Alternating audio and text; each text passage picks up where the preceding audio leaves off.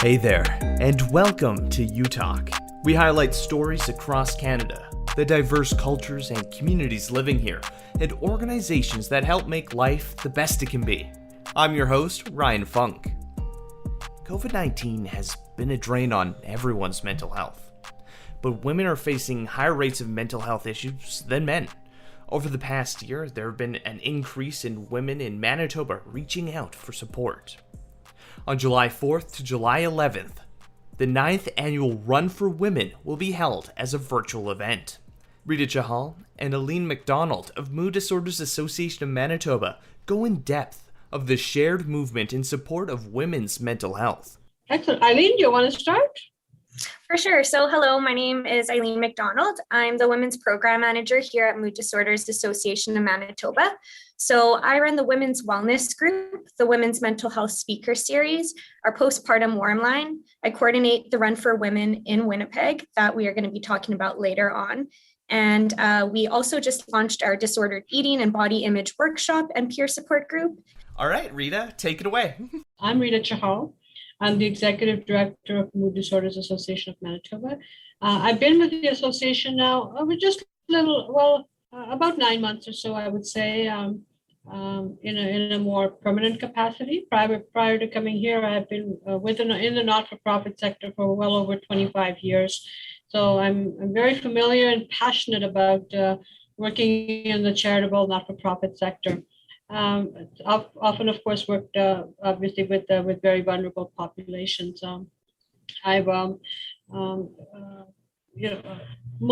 More recently, I've worked in the settlement sector, where we did deal with mental health issues, especially for newcomers, refugees who had experienced a lot of trauma and separation and just some horrific circumstances.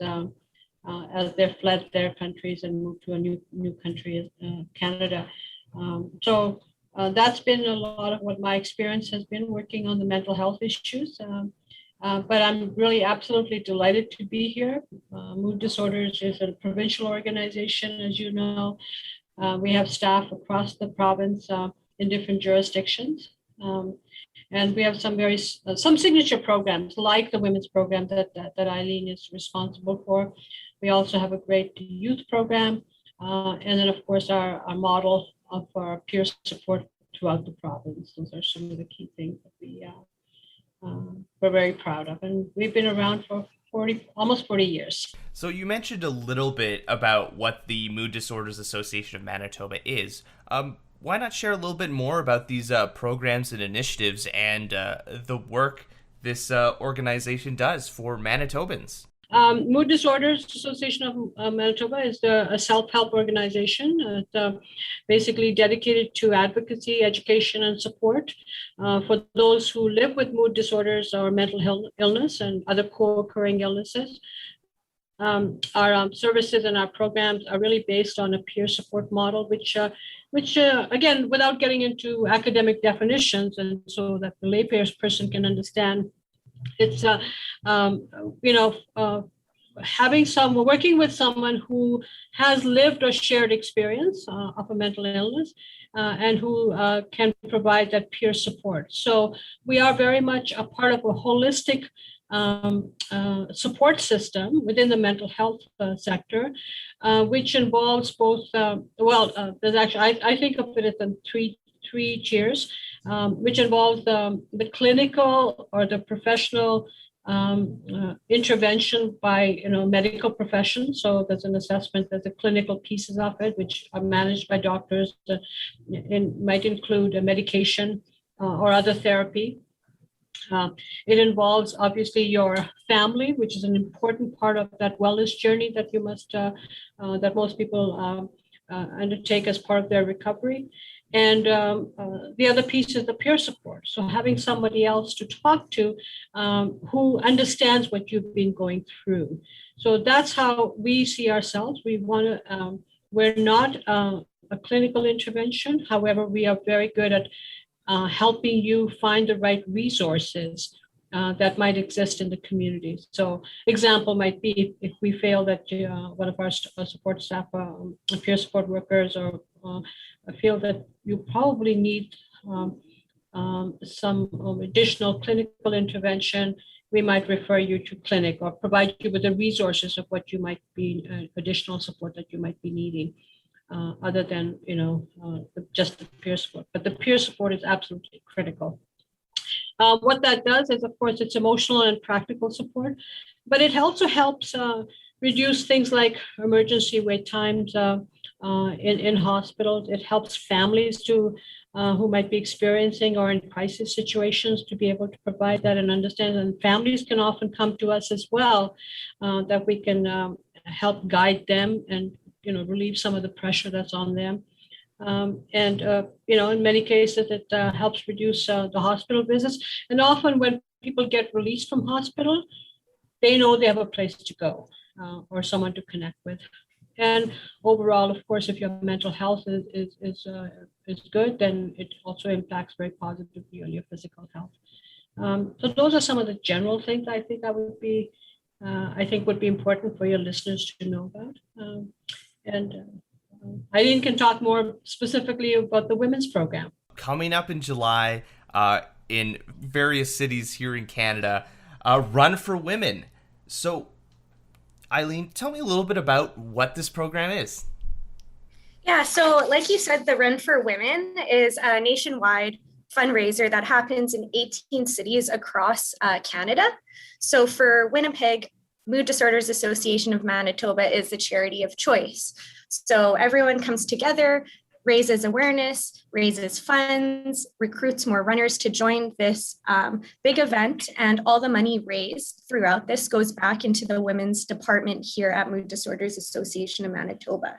So we have a few different programs that we offer that is sponsored by Shoppers Love You Run for Women. So this is such as our women's wellness group, which allows women in our community to come together and learn about positive coping skills that they can implement in their everyday lives. In this group, we talk about the practice of yoga, we do mindfulness, we do walks and talks, we get speakers to come in and talk about diet and nutrition, and it's a nice, wholesome and light recovery process. It's a 6-week program. We also are able to hold our Women's Mental Health Speaker Series that happens annually. It's our signature event here at Mood Disorders. This year, it's going to be starting on Thursday, September 23rd, with a very special guest. I'm not sure if I'm allowed to disclose. No, we're not. We can't. We've got to keep that a surprise. Ooh, surprises! So everyone has to pay attention and listen. Yes, I'm very, very certain that your listeners will be anxious to know who our launching speaker is going to be. She is a Winnipegger, but a well-known Winnipegger who doesn't, yeah, we'll keep it a surprise. Okay, perfect. So I'm not spoiling anything. I won't say the name, but I highly recommend everyone to come out and check out our keynote speaker. She's very reputable. Last year, we had a variety of speakers from everyday women sharing their mental health journeys to mental health professionals such as psychologists, occupational therapists, who are sharing their knowledge and wisdom of creating mental wellness for listeners. And then we also have our peer support groups, which are open group discussions on daily struggles that we face with mental illness. So there's a facilitator there who helps work through and process the distressing situations that the attendees might be facing. And the facilitator works at educating the attendees with new coping skills that they can carry out and try on their everyday life. We also have our postpartum warm line, which is intended to provide information, hope, and support to individuals struggling with or who know someone struggling with postpartum depression. It's held 7 days a week from 9 a.m. to 9 p.m. You can call or text the line. And then lastly, we have our new disordered eating workshop, which is intended to provide support, education, and community through the peer support model for anyone struggling with disordered eating, eating disorders, or body image issues. How important are these programs for the women in our community, particularly, going through COVID, and it's just been a drain on everyone's mental health? For sure. So we know that women and girls are hit harder by the economic impacts that are happening around the world women generally earn less and save less money. Majority are single parent households that disproportionately hold more insecure jobs in informal economy for service sectors with less social protection. So this leaves them, women, less able to absorb the economic shocks rather than men. The United Nations reports that women, both on frontline and at home, are experiencing disproportionate rates of mental illness during the pandemic. We know that women make up 70% of the healthcare workforce globally. Anecdotal evidence shows we have seen higher rates of COVID related to anxiety and depression in women and youth. And women are twice as likely as men to experience mental illness. So given all these stats, we really know that women are getting hit the hardest, as well as youth, throughout this pandemic. So we are really trying to create supports that give them positive coping mechanisms that brings them together in community with other women who are struggling through the same thing. And through that, they will feel less alone and more supported through the community. What I'll add is that while Eileen has spoken quite generally about the overall women's program, a lot of this has run out of Winnipeg. The run again this year, is July 4th through the 11th, as we indicated, and it is generally focused in Winnipeg. But our women's program are also expanded into our provincial regions as well. For example, in Brandon, for example, we have some really great women's programming that's been, initiated. So we work very closely with the region. So, for example, in Brandon, they have a program called Soul Sisters, and they've got a couple of other decluttering and several other women-focused topics that have been quite popular. So. Check us out on our website. So in addition to what's available in Winnipeg, we're also expanding in the regions. How can our communities help with people on their mental health journeys, and how can we continue to reduce the stigma around mental health and mental illness? That's a great question, Ryan. You know what? I think that while COVID has certainly played havoc in our lives, this global pandemic has, we keep hearing the word social distance is actually physical distancing that has, separated us in many ways. But it's also, I believe, brought us together in many ways as well. I think the fact that people are talking about mental health in a more open and an informed manner. There isn't a day that goes by when the media or our legislative decision makers or corporations or just ordinary everyday citizens are not talking about it, So I think that dialogue that has started when people are recognizing the importance of physical mental health is absolutely critical right now, and always it is, but also mental health, and the two go hand in hand. So I think that education and that information that's being shared, that's important. The fact that we have a new minister of mental health or wellness and recovery in our province, the very first one we've ever had, that is a testament that this is an important issue. And I think the fact that people should be aware that it's not a weakness to ask for help if you're struggling with something. It is actually a sign of strength. Vulnerability is the other side of courage. So sometimes by being vulnerable and asking for help and getting it is really showing and demonstrating that courage that one needs to have for their own recovery and their own wellness. Part of the recovery for journey that people go through in mental health is that they have to take their own ownership as well. So you also, I think that's one of the things that people often forget, or I shouldn't say they often forget. Perhaps it's a good reminder that it's okay to ask for help, but you also have to take your own responsibility. You have to do some self-care. You have to be able to set boundaries for yourself. You have to be able to get yourself, inform yourself about what's going on there. So those are some of the things. Programs like yours that are, using these platforms to engage people in and to inform people are really good ways on what the community can be doing. And I do believe that in Manitoba, the mental health community has come together quite well. We're all talking about it, and we pride ourselves in working with sister organizations and being part of a holistic support system for people's journey for recovery and hope and helping themselves. That's how I see it.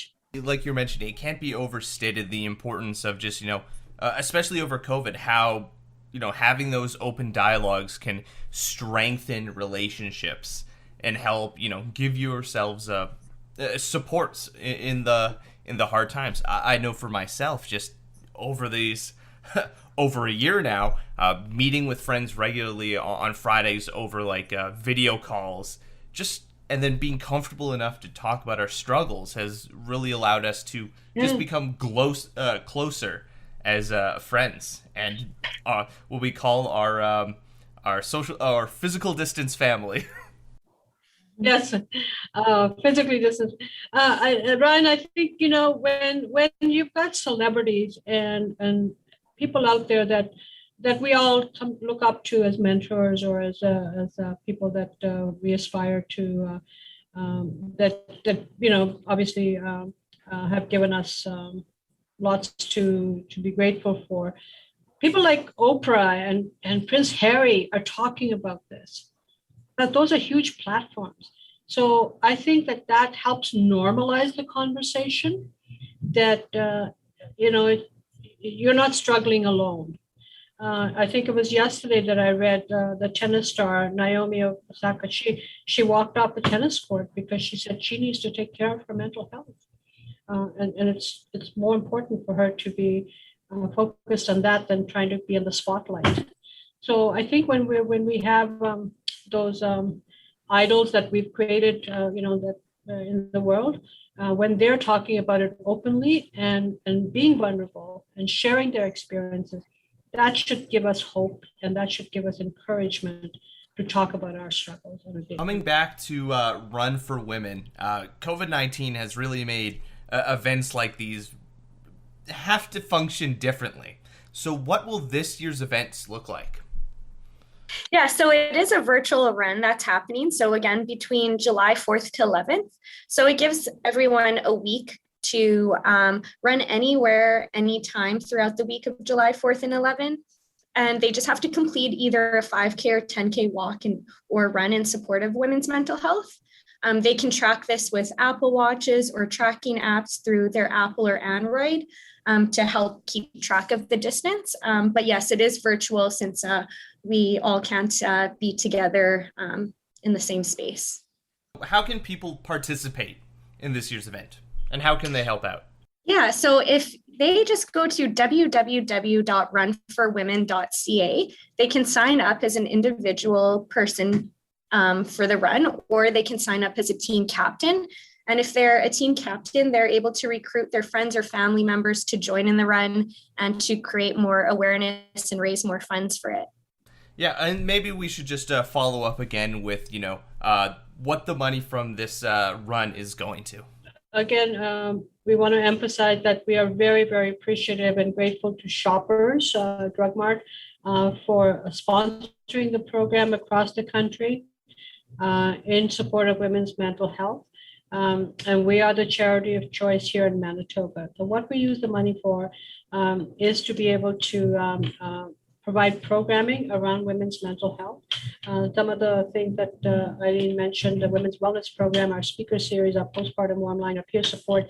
Now we're doing, we're just starting our disordered eating. We have some new ideas. And these ideas are not just something that we dream up. These ideas and requests are coming from the community.